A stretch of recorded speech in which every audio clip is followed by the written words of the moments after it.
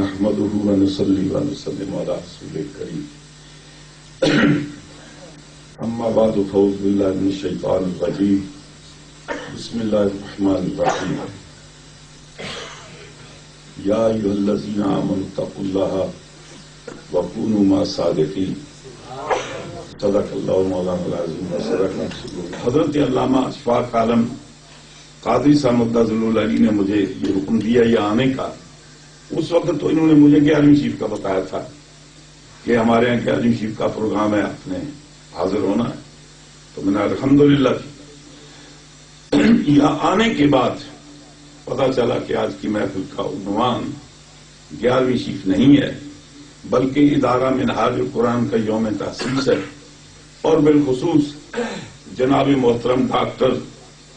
طاہر القادری صاحب کی خدمات کو خراج تحسین و عقیدت پیش کرنا ہے۔ حضرات گرامی، میرے نزدیک شعلہ نواح خطیب ہونا ہی تنہا فضیلت کی بات نہیں ہے۔ میرے نزدیک کثرت کتب کا مصنف ہونا ہی یہ کوئی عظمت اور سی فضیلت کی بات صرف نہیں ہے۔ ہم جب تاریخ میں دیکھتے ہیں ایسے ایسے ہمیں مصنفین ملتے ہیں کہ ہزاروں کتابیں تصنیف کی ہیں لیکن دین میں کوئی حصہ نہیں۔ بڑے بڑے شعلہ نواح خطیب ہم دیکھتے ہیں کہ دنیا ان کی خطابت پر رشک کرتی ہے لیکن دین کے ساتھ ایک بھی ساتھ بھی ان کا کوئی حصہ نہیں ہوتا۔ میرے نزدیک سب سے بڑی عظمت جو گزشتہ زمانے میں آپ حضرات مجھے اچھے طریقے سے جانتے ہیں، ابتدائے ایام میں ڈاکٹر صاحب سے ہمارا اختلاف بھی رہا، میرے مناظرے بھی ہوئے ان سے، ایسی بات نہیں ہے، لیکن ایک ان کے اندر جو وصف ہے اس وصف کی بنیاد پر میں دل کی اتھاہ گہرائیوں سے ان کی عزت کرتا ہوں، انتہائی رسپیکٹ کرتا ہوں، اور میرے دل میں بہت بڑی جگہ ہے۔ اس جگہ کی وجہ یہ ہے، آپ نے دیکھا ہوگا کہ گزشتہ ایام میں آج دن تک ہم اس بات کا فیصلہ نہیں کر پائے وہ ہستی جن کو سیدنا حضرت ابو طالب رضی اللہ تعالیٰ عنہ کے نام سے یاد کیا جاتا ہے، جنہوں نے 42 سال سایہ بن کر سرکار کی حفاظت کی، سایہ بن کر سرکار کی حفاظت فرمائی، جن کی حفاظت کو خدا اپنی طرف منسوب کرتا ہے۔ ابھی تک قوم کو یہ پتہ نہیں چلا کہ وہ مومن بھی ہے یا نہیں۔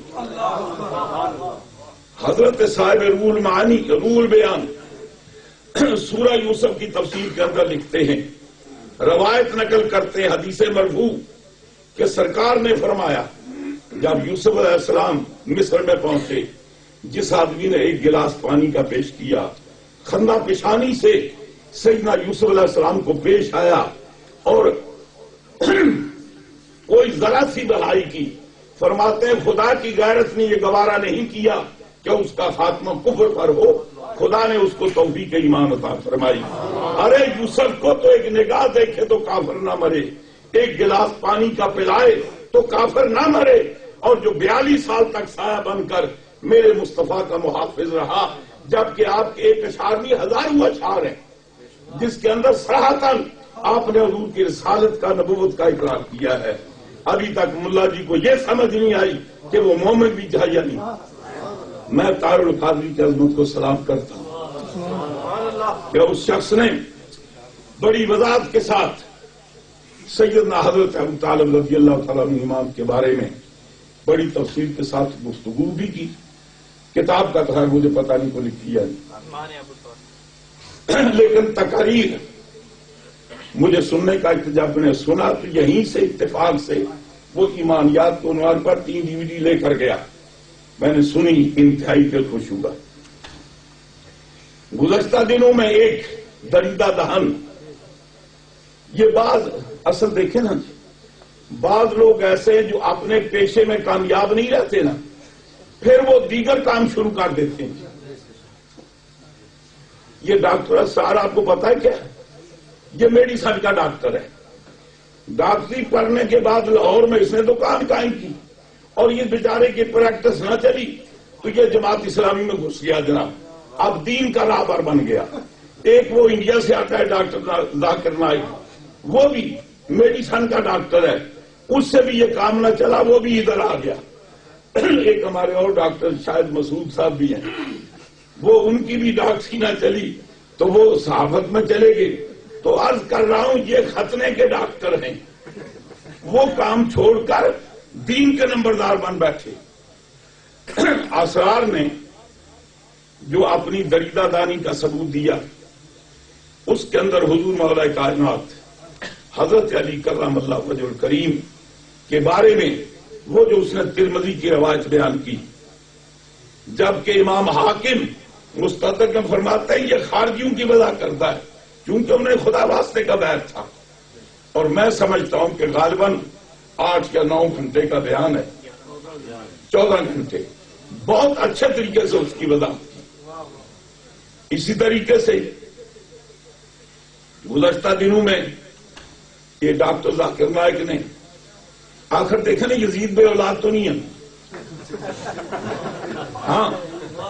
آپ کو خسرا تو نہیں تھا جناب، آپ اس کی بھی ضروریت ہوگی، اس کی بھی اولاد ہوگی، وہ اپنے آپ کو یہ بتائیں یا نہ بتائیں کہ ہم اس کی، یہی عظمت فرق ہے حسین میں اور یزید میں۔ حسین کا بیٹا نہیں ہے، اپنے باپ کو چھوڑ کر حسین کا بیٹا بنتا ہے۔ آپ دائیں بائیں آگے پیچھے دیکھیں، آپ کو برطانیہ میں سینکڑوں نظر آئیں گے، لیکن یزید کا بیٹا ہو کر بھی اس کا بیٹا کوئی نہیں بنتا۔ تو مانوی ضروریت تو ہے اس کی، اس نے بھی ایک قصہ کیا تھا، اس پر بھی بحمد تعالیٰ بہت کچھ کہا گیا۔ تو عرض یہ کرنا چاہتا ہوں کہ ڈاکٹر صاحب نے جو کام کیا ہے، بالخصوص عظمت اہل بیت کے حوالے سے، عظمت تحفظ اہل بیت کے حوالے سے، میں سمجھتا ہوں کہ میں بڑے عقیدت کے ساتھ ان کو سلام پیش کرتا ہوں۔ یقیناً یہ غالباً پہنچے گی ان تک، مجھے کسی سے داد تحسین حاصل کرنا نہیں، صرف اللہ کی رضا کے لیے۔ امام اعظم امام بنے تو وفائے اہل بیت میں، امام مالک امام بنے تو وفائے اہل بیت میں، امام شافعی امام بنے تو وفائے اہل بیت میں، امام احمد بن حنبل امام بنے تو وفائے اہل بیت میں۔ ایک نقطہ دیا، کتابیں کثرت کے ساتھ ہوں یا نہ ہوں، چوٹی کا مقرر ہو یا نہ ہو، میرے اہل بیت کا وفادار ہے، سب سے بڑی عظمت اس کی یہ ہے۔ اور میں یہ سمجھتا ہوں کہ جناب ڈاکٹر صاحب نے موجودہ دور میں جو انقلاب برپا کیا ہے، بحمد تعالیٰ اہل بیت اطہار کے اوصاف و کمالات اور وہ مسائل کہ جن پر بولنا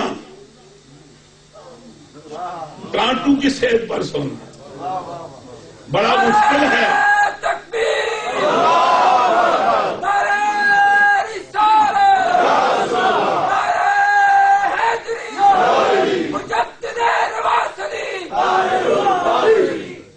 موجودہ دور میں ایک کوئی شیخ الحدیث صاحب ہیں، انہوں نے کتاب لکھی ضرب حیدری، ہمارے بڑے بڑے دم چھلے قسم کے علماء ان کی تقاریر ہیں اس پر، اور وہ کتاب طاہر القادری صاحب کے رد میں لکھی گئی۔ ہاں ان کی کتاب کا حوالہ القول الوسیع فی فضائل صدیق، السیف الجلی علی منکر ولایت علی، ان 2 کتابوں کے اندر ایک بات لکھی ہے۔ بات صرف یہ لکھی کہ اہل بیت کا سرکار کی نیابت خلافت کا مفہوم اور ہے، کسی اور کی نیابت کا مفہوم اور ہے، وضاحت کے ساتھ کچھ نہیں لکھا۔ اتنی بات ہضم نہ ہوئی تو مستقل کتاب لکھی ضرب حیدری۔ عجیب بات ہے، ارے ضرب حیدری تو تم پر پڑھنی چاہیے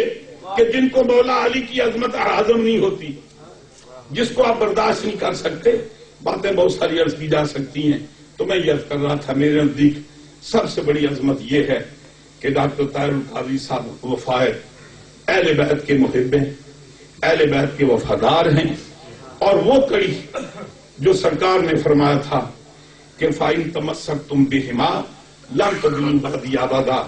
ان سے تمسک رکھو گے تو کبھی گمراہ نہیں ہوگے۔ میں یہ سمجھتا ہوں کہ ان کا کمال یہ ہے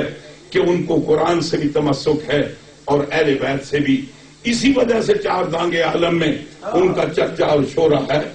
اللہ تعالیٰ اپنے بھی صدقے میں ان کو بھی، ان کے جتنے